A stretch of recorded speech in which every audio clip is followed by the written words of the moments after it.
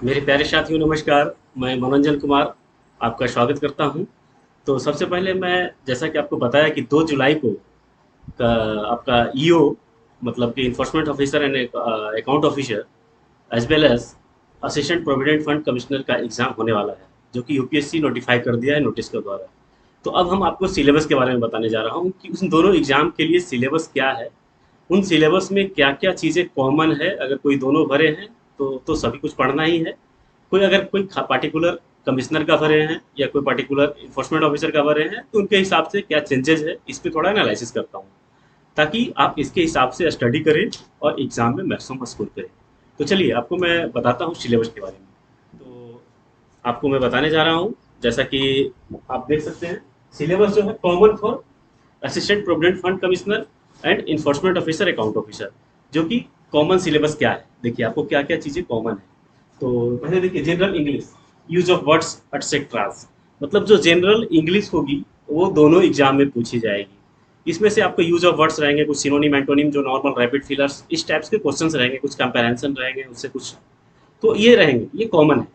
उसके बाद आपका इंडियन फ्रीडम स्ट्रगल जो है, इंडियन नेशनल मूवमेंट्स, ये दोनों में पूछे जाएगी। ये कोई बड़ा सिलेबस नहीं है, मैं धीरे धीरे कवर करवाऊंगा एक एक करके। ये भी दोनों एग्जाम में पूछा जाएगा। अगर आप अच्छे से पढ़ लिए हैं या पढ़ लेंगे तो एग्जाम में काफी अच्छे कर पाएंगे इसको। उसके बाद current events and development issues, current events and development issues, जो भी इसको करंट अफेयर से बोल सकते हैं आप। जितने भी करंट में जो इश्यूज हो रहे हैं या जो आपका डेवलपमेंट्स नेशंस के लिए या किसी भी इश्यूज पे जो करंट्स में घटनाएं घटी है उस पर अपडेट, वो दोनों एग्जाम में रहेगी, हर एग्जाम में होती है। तो ये दोनों पोस्ट के लिए रहेगी। इसके बाद आपको मैं इंडियन पॉलिटी, देखिए इसी चीज को देखिए वर्डिंग अलग अलग यूज किया गया है। जैसे कि आप देखेंगे कि इन्फोर्समेंट ऑफिसर में लिखा हुआ है इंडियन पॉलिटी, और आप देखेंगे कि जो आपका असिस्टेंट प्रोविडेंट फंड कमिश्नर है इसमें मेंशन किया हुआ है कि आपका present trends in sorry Indian polity governance constitutions of India. देखिए आप इंडियन पॉलिटी में आपको पूरा पूछ सकता है वो, जैसे कि आप कॉन्स्टिट्यूशन का फ्रेम कैसे हुआ था, ये चीजें मतलब जो उससे पहले का हिस्ट्री है वो भी पूछ सकता है। लेकिन जो आपका governance and constitutions of India में क्वेश्चन जो है only governance and constitutions of India से आएगी। तो जैसे प्रेसिडेंट कमिश्नर में इंडियन पॉलिटी मोटा मोटी सेम ही है, थोड़ा बहुत का अंतर है, वो आप पढ़े होंगे तो समझ गए होंगे। लक्ष्मीकांत वगैरह ये सब जो भी डिटेल्स में आप पॉलिटी इंडियन पॉलिटी की किताब पढ़े होंगे तो उसमें आपको वर्णन किया हुआ है, तो ये चीज़ें आप देख लेंगे, इंडियन पॉलिटी पढ़ना ही पड़ेगा आपको।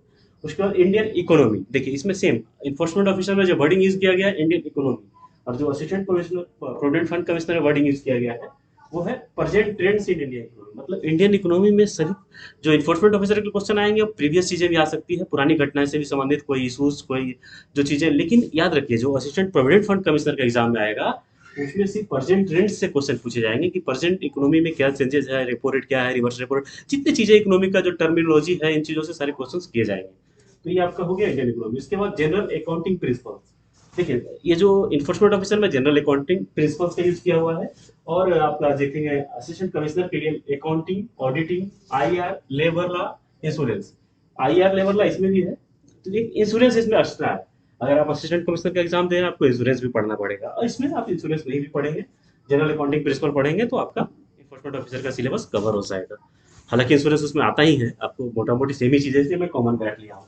उसका general science and computer knowledge in application, मतलब कि आपका जनरल साइंस भी दोनों ही पोस्ट के लिए पूछा जाएगा, और कंप्यूटर का एप्लीकेशन का कितना ज्ञान है, जैसे कि आप नॉर्मल जो एमएस ऑफिस में एक्सेल में इन चीज़ों में जो भी यूज़ कर रहे हैं आप कंप्यूटर का एप्लीकेशन, जो कि हर ऑफिस के लिए एक कंपलसरी है। आप जैसे कि इन्फोर्समेंट ऑफिसर बनेंगे, अकाउंट ऑफिसर बनेंगे या असिस्टेंट कमिश्नर बनेंगे तो आपको कंप्यूटर पे ही, आजकल तो हर ऑफिस में कंप्यूटर पे ही आपको काम करना पड़ता है। आप कंप्यूटर पे वेरीफाई करेंगे, चीज़ों को ऑडिट करेंगे, चेक करेंगे। तो इन चीज़ों के लिए जो भी है आप एंट्री करवाएंगे। तो कंप्यूटर का नॉलेज आपके पास कितना है एप्लीकेशंस में, इसके लिए कुछ ऑब्जेक्टिव क्वेश्चंस पूछे जाएंगे। तो ये हो गया आपका। इसके बाद आपका जनरल साइंस, जैसा कि बोला मैंने। इसके बाद mental ability and quantity aptitude, जो कि इन्फोर्समेंट ऑफिसर में लिखा हुआ है, और असिस्टेंट कमिश्नर में देखिए wording elementary math statistics general mental ability. मतलब general mental ability and elementary math में आपका ये दोनों कवर हो गया, क्वांटिटी एप्टीट्यूड और मेंटल एबिलिटी सेम चीज है। एक्स्ट्रा क्या है असिस्टेंट कमिश्नर में, स्टैटिस्टिक्स, मतलब स्टैटिस्टिक्स से कुछ क्वेश्चन पूछे जाएंगे असिस्टेंट प्रोविडेंट फंड कमिश्नर में, जो कि एक्स्ट्रा होगा। उसके बाद सोशल सिक्योरिटी इन इंडिया दोनों के लिए पूछा जाएगा, इसका इस सिलेबस में कवर करवाऊंगा। उसके बाद फॉर एपीएफसी वन, देखिए कुछ चीजें जो है बाकी आपका इन्फोर्समेंट ऑफिसर का सिलेबस कवर हो चुका है। अगर आप एपीएफसी कमिश्नर का दे रहे हैं, जैसा कि पता है लेवल 10 का ग्रुप ए ऑफिसर है, तो ऑब्वियसली उनसे थोड़ा ज़्यादा क्वेश्चन डिफिकल्ट होंगे और थोड़ा सा सिलेबस वास्ट होगा। तो इसमें देखिए बढ़ा क्या है, दोनों का सिलेबस कॉमन हमने बता दिया ऊपर। अब ज़्यादा क्या है, देखिए इंडियन कल्चर एंड हेरिटेज जो कि इन्फोर्समेंट ऑफिसर में नहीं है, लेकिन आप असिस्टेंट कमिश्नर के एग्जाम में बैठ रहे हैं, तो इंडियन हेरिटेज एंड कल्चर का आपको तैयारी करना पड़ेगा। उसके बाद आपको population development and globalisation, population development and globalisation की बात करें तो ये आपका इन्फोर्समेंट ऑफिसर के एग्जाम में नहीं पूछा जाएगा, लेकिन असिस्टेंट कमिश्नर के एग्जाम में पूछा जाएगा, इसलिए आपको ये भी कवर करना पड़ेगा। पॉपुलेशन मतलब डेमोग्राफिक इंडिया का भी आपको कवर करना पड़ेगा। इसके बाद इंश्योरेंस, जैसा कि मैंने बताया कि इंश्योरेंस हालांकि अकाउंटिंग ऑडिटिंग में आता है, लेकिन फिर भी आपको अलग से थोड़ा देख लेना है। चलिए आपको सिलेबस आज मैंने एक एनालिसिस कर दिया है।